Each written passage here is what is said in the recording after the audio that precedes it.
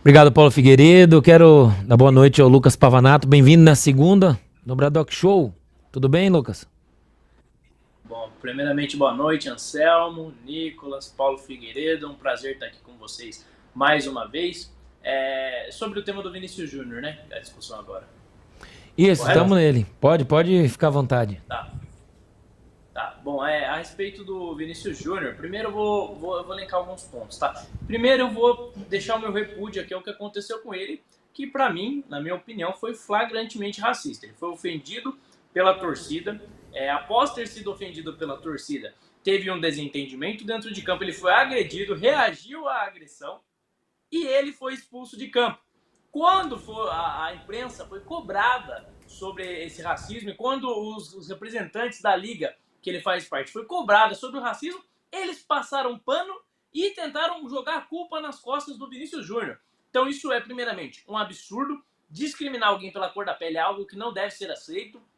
Deve ter, sim, punições severas, deve ter a força da lei e até mesmo o apoio de outros jogadores para pressionar essa liga que está passando pano para o que aconteceu com ele, que foi flagrantemente racista. Então, primeiro vamos deixar esse ponto claro. Qualquer tipo de racismo deve ser combatido, deve ser criticado, e é isso que a gente está fazendo aqui, deixando claro o que aconteceu com ele é realmente absurdo. Ele é um cara muito talentoso e muita gente invejosa acaba usando da cor da pele para tentar menosprezar o talento dele ou tentar desestabilizar e ofender ele de alguma forma porque não tem metade do talento que ele tem. Colocado isso, vamos agora adentrar nas narrativas que o Paulo estava levantando aqui, que a esquerda tenta levantar e tenta colocar associando a direita ao racismo, como se você ser de direita fosse você ser racista. Uma das formas de você vencer um debate público sem precisar entrar no mérito dos argumentos é você inviabilizar o outro adversário com ataques pessoais, demonizando ele, e dessa forma as pessoas não vão prestar atenção no discurso dele. Então, como eu não quero debater com pessoas de direita porque meus argumentos são fracos, o que eu faço? Eu pego e começo a chamar eles de fascistas, de racistas, de homofóbicos, e quando eu coloco esses rótulos nele, o meu público não vai parar para ouvir o que eles têm a dizer. O meu público vai ficar com medo e não vai dar atenção para o que eles estão dizendo. Então é essa estratégia que a esquerda sempre repete. Mas vamos analisar alguns fatos históricos. O partido que dava, por exemplo, nos Estados Unidos, respaldo para os racistas e que dava apoio para aqueles que defendiam o racismo nos Estados Unidos, não era o Partido Republicano, que é um partido de direita. Não. Era o Partido Democrata. O Partido Democrata é o partido onde a galera que era envolvida ali com a Ku Klux Klan e diversos movimentos racistas era o partido usado para que eles se abrigassem. Era o refúgio de todos os racistas.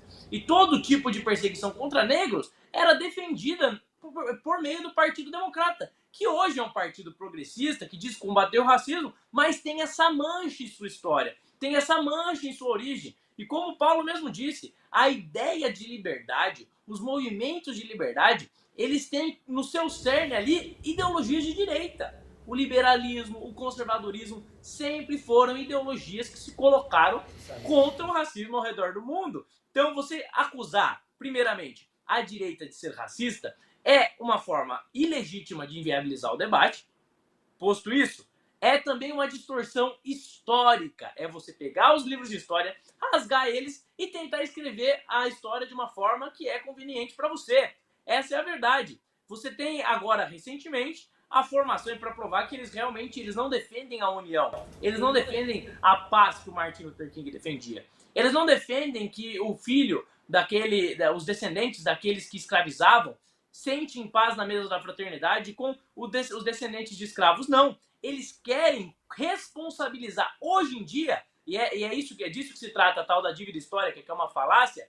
Eles querem responsabilizar hoje em dia os descendentes pelos crimes dos seus antepassados. Veja se isso faz sentido. Que responsabilidade tem um descendente pelos crimes que os antepassados deles cometeram? É isso que eles defendem, gente. É um tipo de vingança. Os movimentos de esquerda, eles exploram o ressentimento das pessoas, pegam todo o ódio que essas pessoas têm guardado no coração, porque realmente vai dizer que não existe racismo é coisa de gente que está fora da realidade. É só você conversar com uma ou outra pessoa que você vai enxergar diversos casos de racismo. Existe racismo, mas a solução não é você fazer o racismo reverso, que é o que eles chamam de racismo reverso, mas não existe essa de racismo reverso. Racismo é racismo, é dividir as pessoas pela cor da pele. Mas não existe esse... Não é você praticar o racismo ao contrário, é você pegar o racismo e começar a fazer o racismo contra os brancos que vai solucionar o problema. Não é o ódio que vai resolver o problema do ódio, não. É exatamente o contrário. O que vai resolver o problema do racismo é, primeiro, a gente tem que punir realmente os racistas de verdade, eles têm que ser punidos e responsabilizados. E segundo, é buscar a união. Parar de olhar para a cor da pele como um fator limitador e como se fosse um fator que interfira nas nossas relações interpessoais. Não! A cor da pele é apenas uma questão de mais ou menos melanina. Nada tem a ver com o caráter. Nada tem a ver com a dignidade, com a capacidade da pessoa. E a gente tem que evidenciar isso. Evidenciar que brancos e negros podem conviver em paz e não segregar.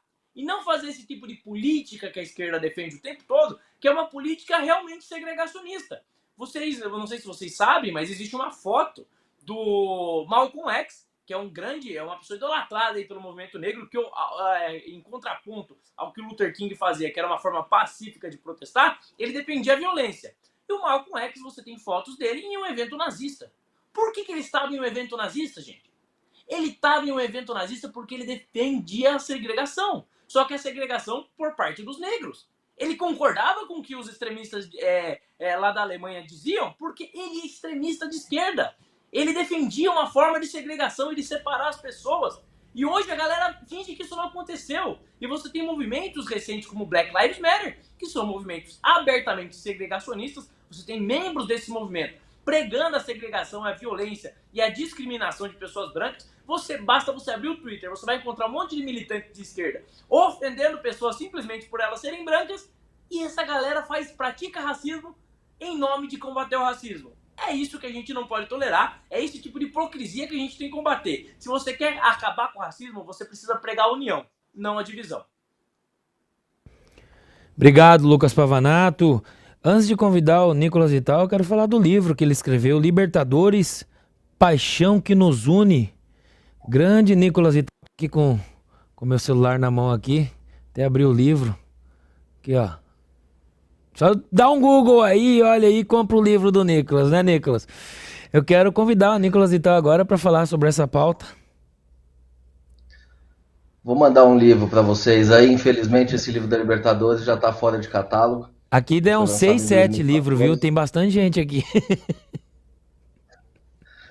Mas vamos lá. Hipocrisias à parte aí, como já o Paulo e o Lucas destacaram, eu queria me ater um pouco ao futebol mesmo, né? Essa questão do racismo existe desde sempre dentro do futebol. Quem já foi num estádio sabe que lá é um lugar praticamente sem lei. O cara vai lá para extravasar, não é só racismo, tem homofobia. Há poucas semanas mesmo, eles paralisaram o jogo lá, Corinthians e São Paulo, quando a torcida do Corinthians ficou hostilizando os jogadores do São Paulo. Enfim, isso é uma coisa que existe desde sempre.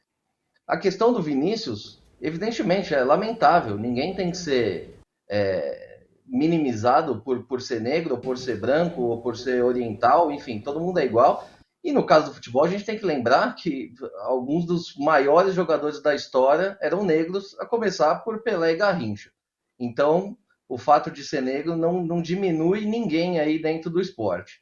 Atualmente, a gente tem aí o Mbappé, que é um dos maiores jogadores aí em atividade no mundo, e o Vinícius Júnior, que é uma grande promessa que vem despontando e que vem chamando atenção na Espanha.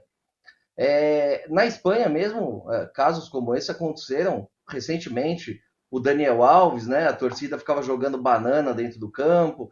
Enfim, isso acontece há muito tempo. Isso ganhou holofote porque é o Vinícius Júnior. Ele é um cara que está se destacando demais, vem chamando a atenção e resolveu comprar essa briga. Então, qual é a única forma de você combater uma coisa dessa? Que, repito, isso é inadmissível, não tem que ter isso. Isso sempre existiu dentro do futebol, isso existe em rodas íntimas, não tanto assim, focando numa agressão, mas em tom jocoso, enfim, o que é errado também. Agora, isso não pode acontecer dentro do esporte porque desestabiliza o jogador. Mas como que você para uma coisa dessa? Você não tem como ficar fiscalizando 50 mil pessoas dentro de um estádio. Você tem que ter punições exemplares. E o que chama muito a atenção é que o campeonato espanhol é um dos maiores do mundo, um dos campeonatos mais ricos aí do planeta, e que conta com patrocinadores gigantescos. Banco Santander, Microsoft, enfim, Puma, empresas que sempre defendem essa questão da igualdade, defendem, enfim, muitas dessas pautas progressivas, vamos dizer assim. Chegou a hora, então, deles tomarem uma atitude. Falar, tudo bem, se isso não acabar, eu vou cortar o patrocínio. Se tiver xingamento dentro da arena, a gente vai interditar o teu estádio por 5 jogos. A gente vai, enfim, punir os responsáveis, punir os clubes, porque daí o torcedor não vai querer prejudicar o clube como um todo. E aí ele vai parar. E essa é a única forma. Isso tem que doer no bolso. Mais uma vez, é lamentável o que acontece com o Vinícius. Concordo que existe muita hipocrisia nesse debate, mas o cara se sentiu ofendido e ninguém está no seu trabalho ali para ficar sofrendo esse tipo de agressão. Então, o que ele fez, enfim, chamou a atenção do mundo. E eu acho que era isso que ele queria. Se fosse qualquer outro jogador, um jogador de menor expressão, isso teria passado batido. Mas como era o Vinícius Júnior, um cara que está em franca ascensão, aí tem tudo para seguir aí nas manchetes por muito tempo, isso acabou chamando a atenção. E essa ameaça que ele fez, né? Eu vou lutar até o fim, seja aqui ou longe daqui, né? Dando um claro sinal que poderia deixar o Real Madrid, o que também não é uma coisa tão simples, porque ele tem um contrato milionário lá e ele não vai abrir mão do dinheiro dele por uma briga dessa. Então, assim, é só uma ameaça, enfim, mas isso só vai parar quando doer no bolso dos envolvidos, seja do torcedor, seja do clube, que no final do dia é o responsável ali por tomar conta do seu estádio. Obrigado, Nicolas e tal. André, Anselmo, boa noite. Boa noite. A gente falei boa noite? Falou Então, boa noite, mas você tá esquecido. Na verdade, eu falei que ia comentar os comentários, né? Mas eu vou... mas eu quero pedir pra você, como um grande fã do futebol, falar dessa pauta também. Prometo que vai ser a única pauta que eu Não, vou fazer fica um à breve vontade, comentário. É que assim, como o Paulo Figueiredo falou, esse pessoal do esporte que quer comentar política só fala besteira. Vocês têm que ver o tanto de besteira que o tal do craque Neto falou hoje no programa dele.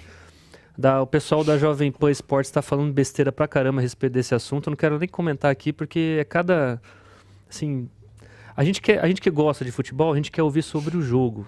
Se há um fato desse aí político que você não entende do que se trata, você não comenta. É simples assim, né?